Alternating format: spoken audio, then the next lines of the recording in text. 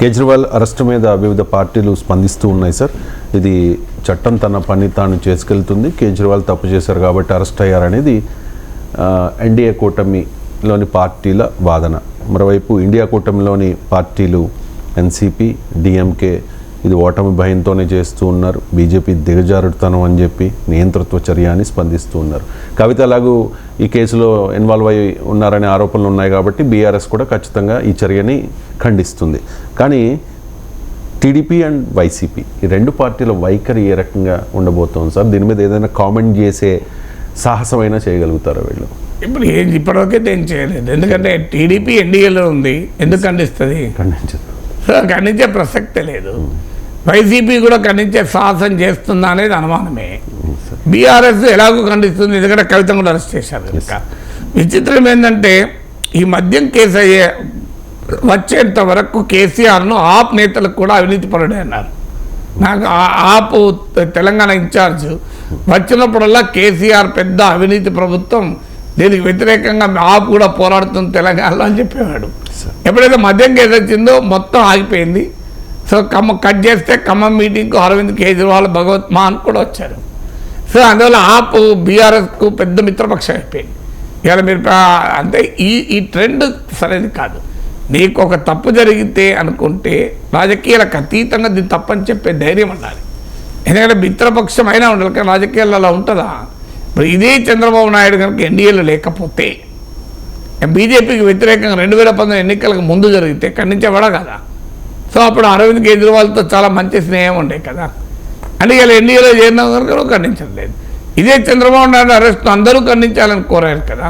ఇప్పుడు అప్పుడు YCP skill development కేసులో అడ్డంగా దొరికాడు, అందుకే జైలుకి వెళ్ళాడు అన్నారు. మీరేమన్నారు? దేశమంతటా మద్దతు కావాలి అన్నారు. సో మద్దతు ఇస్తారా? ఇప్పుడు డాక్టర్ జయప్రకాష్ నారాయణ ఎన్డీఏకు మద్దతు ప్రకటించారు.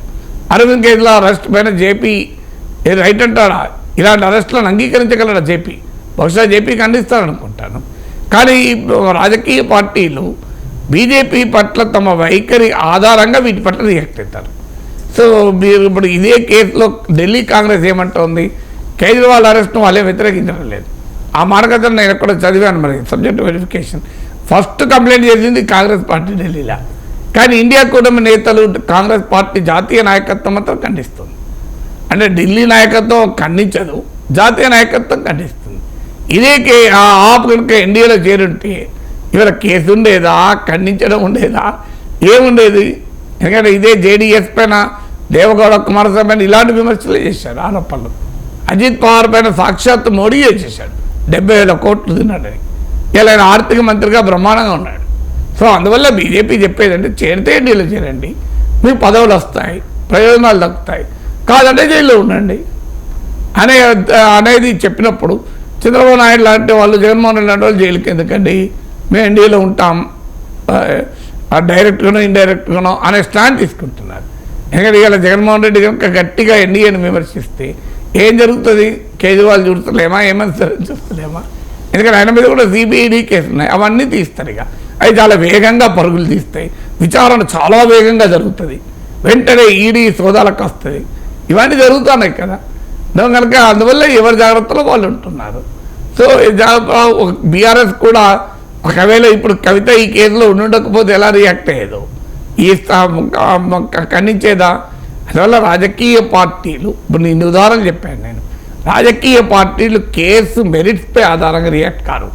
వాళ్ళు ఎక్కడ ఉన్నారు, ఏ పార్టీతో ఉన్నారు, ఏ కూటమిలో ఉన్నారు, వాళ్ళ మిత్రులు ఎవరు అనే అంశాల ఆధారంగానే అన్ని విషయాల్లో రియాక్ట్ అవుతుంది, ఒక్క విషయమే కాదు. సో ప్రత్యేక హోదా విషయంలో కూడా అలాగే రియాక్ట్ అవుతారు కదా. సో తాము ప్రతిపక్షంలో ఉంటే ఒక రకం, అధికారం ఉంటే ఒక రకం, మనం ఎన్డీఏలో ఉంటే ఒక రకం, లేకపోతే ఒక రకం.